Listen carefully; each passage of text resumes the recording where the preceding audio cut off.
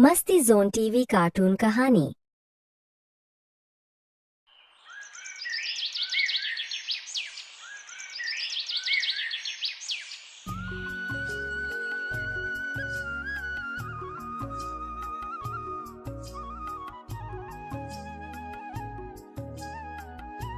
जयप्रकाश अपनी पत्नी रेखा और बेटी सुमन के साथ रहता था। जयप्रकाश का गांव में बहुत सम्मान था। सब गांव वाले उसकी बात मानते थे। उसके सामने बोलने की किसी की हिम्मत नहीं होती थी। एक दिन रेखा अपनी बेटी सुमन से कहती है, बेटी, तू शादी क्यों नहीं करना चाहती है? तेरे पिताजी तेरे लिए कितना परेशान रहते हैं और एक तू है जो शादी करने के लिए तैयार ही नहीं है।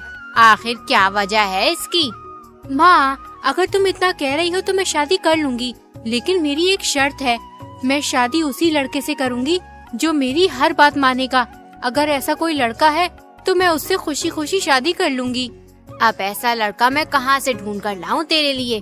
मेरी बेटी, एक बात हमेशा ध्यान रखना, पत्नी को पति की हर बात माननी चाहिए। और एक तू है, उल्टा रिवाज चला रही है। कोई सुनेगा तो क्या कहेगा कि पत्नी पति पर हुक्म साधती है और पति चुपचाप उसकी बात मान लेता है।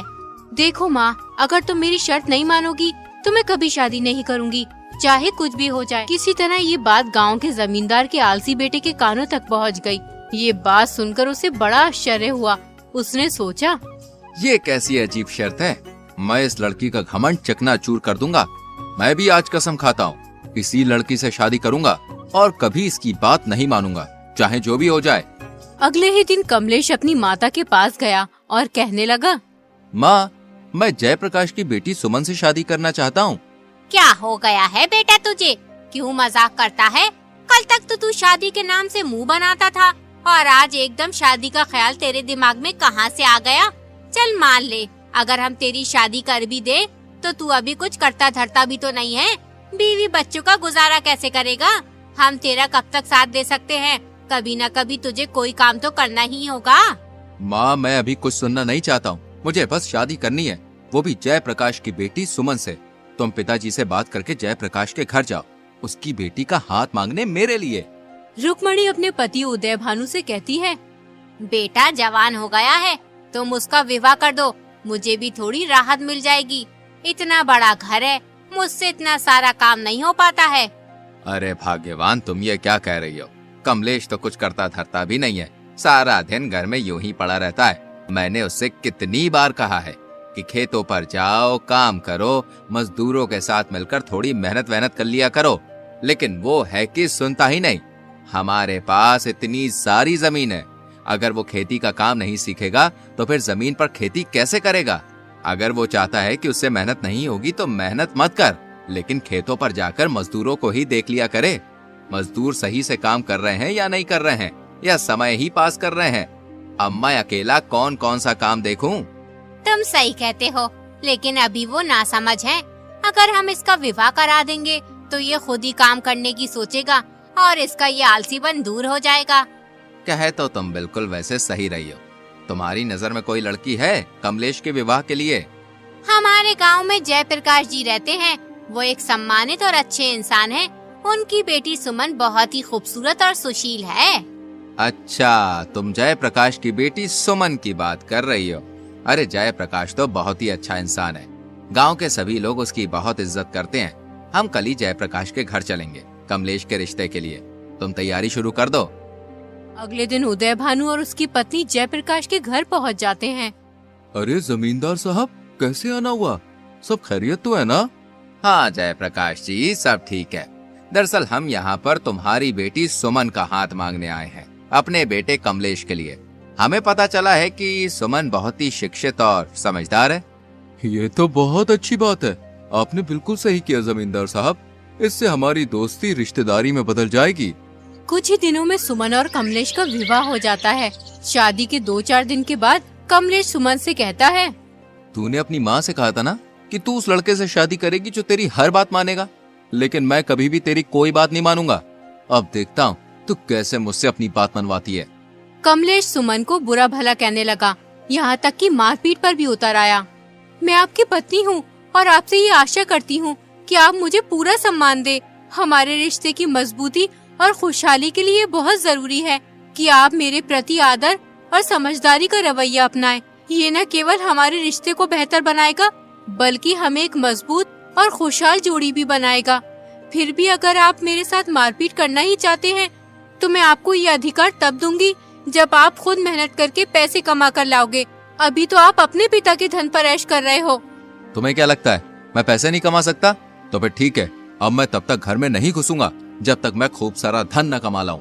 कमलेश अपनी पत्नी से ये बात गुस्से में कह तो देता है, लेकिन बाद में वो सोचने लगता है, अरे मैंने तो अपनी जिंदगी में कोई काम ही नहीं किया, ऐसे में मुझे क्या काम मिल सकता है जिसे मैं कर सकता हूँ? एक काम करता हूँ, सुरेश से मालूम करता हूँ।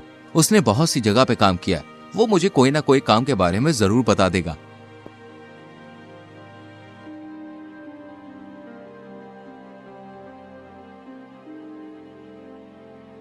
कमलेश सुरेश के घर पहुंच जाता है और सुरेश से कहता है, सुरेश, तुमने यार बहुत सी जगह पे काम किया है, मुझे भी कोई काम करना है। तुम्हारी नजर में कोई काम हो मेरे लिए तो मुझे बताओ।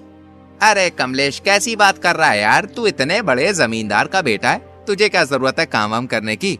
अरे काम करने की जरूरत तो हम जैसे गरीब लोगों को है भाई। दरअसल सुरेश, मैंने किसी से शर्त लगाई है। उसका मानना है कि मैं खुद मेहनत से पैसे नहीं कमा सकता हूँ, इसलिए मैंने भी उससे कह दिया है कि मैं तुझे पैसे कमा के दिखाऊंगा। देखो भाई, हम तो मेहनत मजदूरी का काम करते हैं और मेहनत मजदूरी तुमने कभी की नहीं है, इसलिए तुमसे हो नहीं पाएगा। तुम कोई और काम देख लो जिसमें मेहनत कम हो और पैसे ज्यादा मिल जाए। इतना कहकर रमेश चला जाता है। कमलेश को रमेश की बात पर बहुत गुस्सा आता है, लेकिन वो कर भी क्या सकता था, इसलिए चुप रहता है।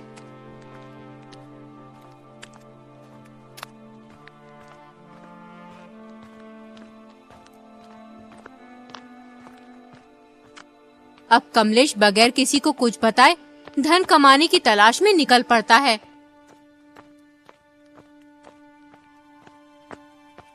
वो अपने गांव से करीब 20 किलोमीटर दूर एक अमीर सेठ के पास जाता है।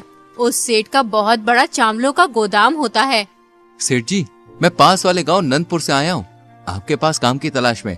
अगर आप मुझे कोई काम दे देंगे तो आपकी बड़ी कृपा होगी। नंदपुर में मेरा बहुत ही अच्छा मित्र रहता है, उसका नाम उदय भानु जमींदार है। क्या तुम उसको जानते हो? जब कमलेश उदय भानु यानी अपने पिता का नाम सुनता है तो वो घबरा जाता है और सोचने लगता है, कहीं पिताजी को मालूम ना हो जाए कि मैं दूसरे के यहाँ मजदूरी करने आया हूँ। अब मैं क्या करूँ? अगर घर वापस गया तो सुमन से किया हुआ वादा कैसे पूरा होगा? अरे जो होगा देखा जाएगा। अगर पिताजी को मालूम भी हो गया तो मैं उन्हें सब सच सच बता दूंगा। अरे भाई, किस सोच में डूब गए उदय भानु का नाम सुनकर? नहीं सेठ जी, किसी सोच में डूबा नहीं हूँ। हाँ, मैं उदय भान जमींदार को जानता हूँ, बेचारे बहुत ही ईमानदार और नेकदिल इंसान है। अब तो तुम्हें काम देना ही पड़ेगा, तुम मेरे मित्र के गांव से जो आए हो। देखो भाई, अगर तुम मेहनत और लगन से काम करोगे तो अच्छा पैसा कमाओगे। सेठ जी कमलेश को काम पर रख लेते हैं। जब कमलेश के पास अच्छा खासा धन इकट्ठा हो जाता है तो वो अपने घर जाने की सोचने लगता है। फिर वो सेठ जी से कहता है, सेठ जी, मैं सोच रहा था कि एक बार गांव जाकर बीवी बच्चों से मिल आता हूँ। तुमने बिल्कुल सही सोचा कमलेश, बीवी बच्चों से मिलना भी जरूरी है। तुम कल अपने गांव निकल जाना और बीवी बच्चों से मिलकर जल्दी वापस आना। कमलेश इकट्ठा किए हुए सारे पैसे लेकर अपने गांव की ओर निकल जाता है। रास्ते में उसे दो ठग एक पेड़ के नीचे खाना खाते हुए मिलते हैं। वो कमलेश से कहते हैं, अरे भाई, इतनी जल्दी में कहाँ जा रहे हो? आओ आओ, हमारे साथ खाना खाओ। कमलेश को बहुत तेज भूख लग रही होती है, इसलिए वो ठगों के कहने पर खाना खाने बैठ जाता है। फिर एक ठग कमलेश से बोलता है, लगता है आप शहर से धन कमा कर लाए हो। हम दोनों भी शहर जा रहे हैं धन कमाने की तलाश में। सुनो, तुम्हें पता है इस रास्ते पर बहुत सारे लुटेरे और ठग रहते हैं, तुम अपना धन सावधान होकर ले जाना। लेकिन मैंने तो सुना था कि ये रास्ता सुरक्षित है, इस रास्ते पर लुटेरे नहीं मिलते। अरे भाई, अब तो हर जगह लुटेरे और ठग मिल जाते हैं। अगर तुम अपने पैसे छुपा कर नहीं ले गए तो तुम्हारे लिए मुसीबत हो जाएगी। सुनो, हम भले और ईमानदार आदमी हैं, बिल्कुल तुम्हारी तरह। हम दोनों तुम्हारे धन की सुरक्षा कर सकते हैं अगर तुम चाहो तो। बाकी देखो भाई, आगे तुम्हारी मर्जी है। ये तुम क्या कह रहे हो? मुझे तो कुछ भी समझ में नहीं आ रहा। मैं तुम्हें अपना धन क्यों दूं? मैं तो सही से तुम्हें जानता भी नहीं हूँ। अरे भाई, इसमें नाराज होने की क्या बात है? तुम्हारा धन है, दो या मत दो, हम तो बस तुम्हें आगाह कर रहे थे ठगों से। कमलेश सोचता है, देखने में तो ये दोनों ईमानदार लगते हैं। अगर इन्हें मेरा धन लेना ही होता तो ये मुझसे जबरदस्ती छीन भी सकते थे, लेकिन इन्होंने ऐसा कुछ नहीं किया। मुझे इनकी बात मान लेनी चाहिए। देखो भैया, मैं तुम्हें अपना धन तो नहीं दे सकता। हाँ, एक काम कर सकता हूँ। अगर तुम मेरे साथ मेरे गांव तक चलोगे तो मैं तुम्हें थोड़े बहुत पैसे दे दूंगा। इस तरह मेरे धन की सुरक्षा भी हो जाएगी और तुम दोनों की कमाई भी हो जाएगी। ठीक है, हम कुछ देर बाद चलेंगे, तब तक थोड़ा आराम कर लेते हैं। तीनों पेड़ के नीचे बैठकर आराम करने लगते हैं। कुछ ही देर में कमलेश को नींद आ जाती है। दोनों ठग कमलेश का सारा धन चुरा कर ले जाते हैं। जब कमलेश की आँख खुलती है तो उसे वो दोनों ठग कहीं भी दिखाई नहीं देते। तो वो हड़बड़ाकर अपना धन देखता है तो उसे धन भी नहीं मिलता है। इसलिए कमलेश बहुत परेशान हो जाता है। धीरे धीरे रात होने लगती है। कमलेश को दूर उजाला दिखाई देता है। वहाँ एक बुढ़िया का घर था। कमलेश ने बुढ़िया से कहा, मैं शहर से धन कमा कर लाया था। रास्ते में मुझे दो आदमियों ने ठग लिया। मैं बहुत थका हुआ हूँ। क्या आप मुझे अपने घर में ठहरने के लिए थोड़ी सी जगह दे सकती हैं? बुढ़िया बहुत ही नेक दिल की औरत थी। उसकी कोई औलाद नहीं थी। उसने कमलेश को अपने घर में रुकने की आज्ञा दे दी। बुढ़िया एक छोटी सी चाय की दुकान चलाती थी, जिससे वो अपना गुजर बसर करती थी। कमलेश ने बुढ़िया की चाय की दुकान पर काम करना शुरू कर दिया। कुछ ही दिनों में बुढ़िया की चाय की दुकान काफी बड़ी हो गई। इससे खुश होकर उसने कमलेश को बहुत सारे पैसे दिए। बुढ़िया से पैसे लेकर कमलेश सोचने लगा, अब मेरे पास खूब पैसे हो गए और घर से निकले हुए भी बहुत दिन हो गए। अब मुझे घर चलना चाहिए। इस बार बहुत ही सावधानी से जाऊंगा और उसके बाद सुमन पर रौब दिखाऊंगा। कमलेश ने बुढ़िया से घर जाने की इजाजत मांगी और फिर अपने घर की ओर चल दिया। घर पहुंचकर कमलेश ने सारा धन जो कमाया था सुमन को दे दिया और फिर बोला, तुमने कहा था ना, जब मैं अपनी मेहनत से धन कमा के लाऊंगा तभी तुम्हारे साथ मारपीट कर सकता हूँ। अब पिटने के लिए तैयार हो जाओ। देखो, मैं तुम्हारे साथ मारपीट करना नहीं चाहता, लेकिन मुझे तुम्हारा घमंड तोड़ना है, इसलिए मुझे तुम्हारे साथ मारपीट करनी होगी। स्त्री को पीटना बहुत बड़ा पाप है। मैं तुम्हारी जीवन साथी हूँ। हम दोनों ने एक दूसरे के साथ जीवन बिताने की कसम खाई है। मैं तुम्हारा हर मुश्किल समय में साथ दूंगी। अगर फिर भी तुम मुझे पीटना ही चाहते हो तो घर के अंदर मारपीट करने का कोई फायदा नहीं है, क्योंकि किसी को पता भी नहीं चल पाएगा कि कमलेश ने अपनी पत्नी को पीटा है। गांव वालों को भी पता तो होना चाहिए कि तुम इतना सारा धन कमा कर लाए हो, इसलिए अपनी पत्नी को पीटना चाहते हो। आज आराम कर लो। तुम बहुत दूर से चलकर आए हो ना, कल सुबह सारे गांव वालों को बुलाकर मुझे उनके सामने पीटना। कमलेश अपनी पत्नी सुमन की बात मान लेता है। अगली सुबह वो सभी गांव वालों को इकट्ठा करता है। जैसे ही कमलेश अपनी पत्नी को पीटने के लिए आगे बढ़ता है, उतने में ही कमलेश के पिता उदय भानु जमींदार वहाँ आ जाते हैं। बदतमीज नालायक, ये क्या कर रहा है? एक स्त्री पर हाथ उठा रहा है। क्या तूने इससे शादी से पीटने के लिए की? जानता भी है, जिस दिन से तू गया है उस दिन से एक दिन भी ये चैन से नहीं सोई है। हर वक्त तेरी याद में रोती रहती है, और एक तू है जो इस मासूम को पीटने के लिए तैयार है। भीड़ के सामने कमलेश शर्मिंदा हो जाता। उसके दिल से सुमन के लिए नफरत मिट गई थी। उसे अपनी गलती का एहसास हो गया था। वो सुमन से माफी मांगने लगता है, यहाँ तक कि उसके पैरों में गिर जाता है।